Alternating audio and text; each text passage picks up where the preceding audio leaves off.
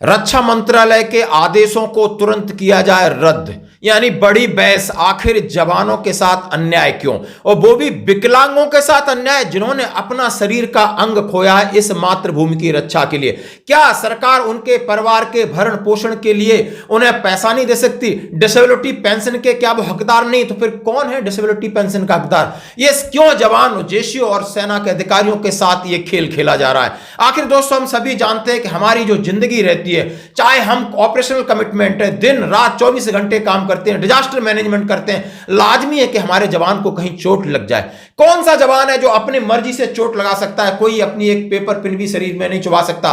किसको पड़ी है कि अपना शरीर का अंग खो दे? सब चाहते हैं कि मैं सुरक्षित नौकरी करूं, सुरक्षित अपने घर वापसी करूं, और लेकिन हमारी कर्तव्य के ऊपर, हमारी ड्यूटी के ऊपर, जो कि हम एक डेडिकेटेड हैं, हम तन मन लगाकर अपने आप को समर्पण करते हैं, उसमें हम अपनी जान की परवाह नहीं करते। हमारा शरीर का अंग चला गया तो कोई बात नहीं, हम ये सोचते हैं कि सरकार हमें उसका मुआवजा देगी, हमारे परिवार का भरण पोषण होगा, हम सारी जिंदगी उस शरीर की तकलीफ के साथ जी लेंगे। लेकिन सरकार अभी खेल खेल रही है। पहला खेल उन्होंने ये खेला कि जितने रक्षा मंत्रालय में जितने डिसेबिलिटी के मामले हैं और उनको रक्षा मंत्रालय ने कहा है कि उसको हाई कोर्ट में डाला जाएगा, वो रोक के रखे। आखिर क्यों?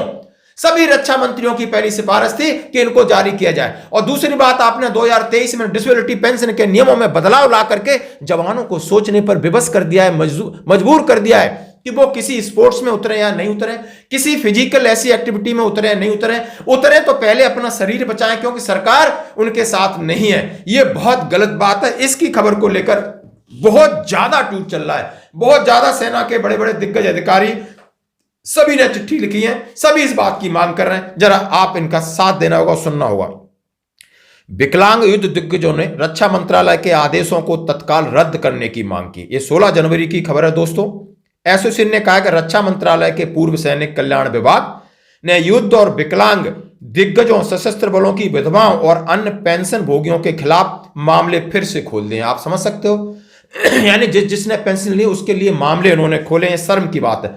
डिसेबल वॉर वेटरन्स इंडिया ने विकलांग युद्ध दिग्गजों के खिलाफ रक्षा मंत्रालय द्वारा बड़े पैमाने पर मुकदमेबाजी को फिर से शुरू करने के संबंध में गंभीर चिंता जताई है, और एमओडी और कानून मंत्रालय ने इसे रद्द करने के लिए कहा है।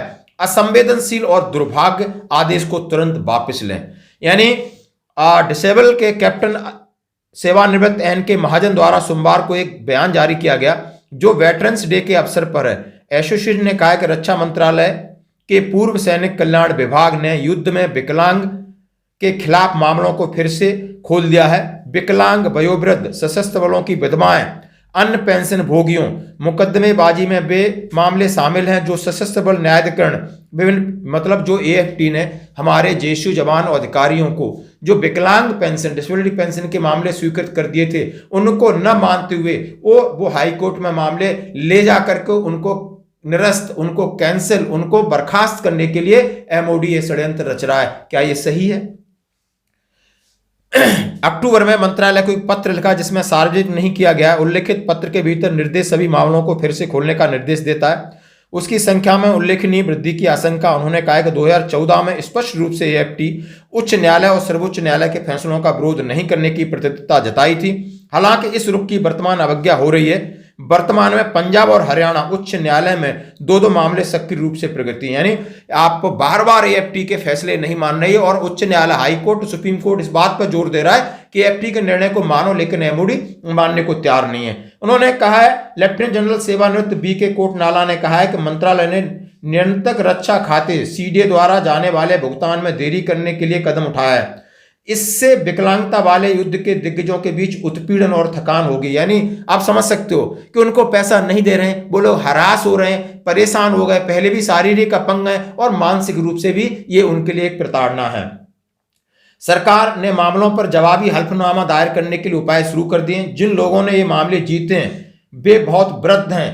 यह सीडीए द्वारा दिए जाने वाले भुगतान में देरी करने के लिए रक्षा मंत्रालय की रणनीति में से एक है। 2014 में तत्कालीन रक्षा मंत्री मनोहर पर्रिकर ने सैन्य दिग्गजों के लिए विकलांगता लाभ के खिलाफ अपील दायर करने की प्रथा रोकने की आवश्यकता की घोषणा की थी। रक्षा मंत्री ने कहा था नहीं, जो उन्हें एएफटी ने डिसीजन दे दिया उनको दीजिए, लेकिन धीरे धीरे आप समझ सकते हो 2018 में सुप्रीम कोर्ट की कड़ी फटकार भी मिली। 2019 में रक्षा मंत्री निर्मला सीतारमण ने राष्ट्रीय मुकदमेबाजी नीति के अनुरूप सभी ऐसी अपीलें वापस ले ली, सारी चीज चल रही है, लेकिन ये सरकार है कि मानती नहीं है, मतलब उन्होंने नहीं देना है। नियंत्रक महालेखा परीक्षक आंतरिक मूल्यांकन से पता चला है, उनकी क्या समस्या है जरा सुनिए, कि 40% अधिकारी उच्च पेंशन लाभ प्राप्त करने के लिए विकलांगता का दावा कर रहे हैं। अब घुंडी यहां है कि उन्होंने एक ही बहाना ढूंढा है कि 40% अधिकारी वो ज्यादा पेंशन ले रहे हैं विकलांगता। नए नियमों से मौजूद पेंशन का लगभग 10,000 करोड़ से सालाना लगभग 4,000 करोड़ की बचत होने की उम्मीद है। उन्होंने लगाया है कि इसको हम जरा कम करेंगे, 10,000 करोड़ से 4,000 करोड़ पर लाएंगे। आप ये देख सकते हो, दिग्गजों का तरक है कि रक्षा लेखा विभाग और रक्षा मंत्रालय की वित्त विंग के अधिकारियों के दबाव में मंत्रालय ने 2023 में उन्हीं सुलझे हुए मामलों में अपील दायर करना फिर से शुरू कर दिया है जिन्हें पहले वापस ले लिया गया था। उन्होंने कहा है कि फैसला न केवल सुप्रीम कोर्ट के फैसलों को खंडन करता है, बल्कि 2 विशेषज्ञ समितियों की सिफारिश और कानून और रक्षा मंत्रियों दोनों के निर्देशों के खिलाफ है। Chief of defence staff general Anil Chauhan ने अक्टूबर में कहा था कि विचार सरकार के लिए पैसे बचाने का नहीं, बल्कि सशस्त्र बल कैडर को कुशलता पूर्वक प्रतिबंधित करने का है। बड़ी संख्या में लोगों को निम्न चिकित्सा श्रेणी में रखकर क्या हम ये संदेश देते हैं? रक्षा मंत्रालय ने अक्टूबर में कहा था कि मुकदमेबाजी से बचने के लिए बिना किसी अस्पष्टता के मूल्यांकन और पात्रता की प्रक्रियाओं को सुव्यवस्थित करने के नियमों को संशोधन किया है।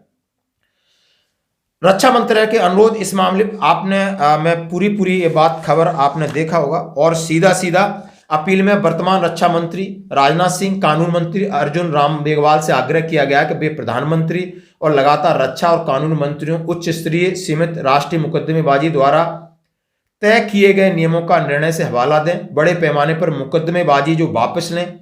न्यायपालिका व्यक्ति में चेतावनी दी गई है कि कार्रवाइयों पर समुदाय जवानों के मनोबल पर असर पड़ेगा, सरकारी खजाने पर बोझ पड़ेगा, अदालतों में विकलांग, मतलब उन्होंने पूरी आप इस खबर को पढ़ना है, समझना है और जरूर शेयर करना है कि यानी जिस तरह सरकार हमेशा वेटरन्स डे पर कहते हैं कि नहीं मैं सभी के साथ हूं, आखिर ये विकलांगों की पेंशन को रोकना, विकलांगों की पेंशन को कम करना, विकलांगता में नए नए नियम लाना, जिसको यदि किसी भी फिजिकल सर्जिकल इंजरी होती है, मेडिकल इंजरी होती है तो फौज के माहौल में हवा में होती है, फौज की ड्यूटी में होती है, तो क्या उसका मुआवजा नहीं दिया जाएगा? यदि नहीं दिया जाएगा तो उसके मोरल और मोटिवेशन पर कितना बड़ा असर पड़ेगा, इसके लिए आपने जरूर कमेंट्स करना है। धन्यवाद।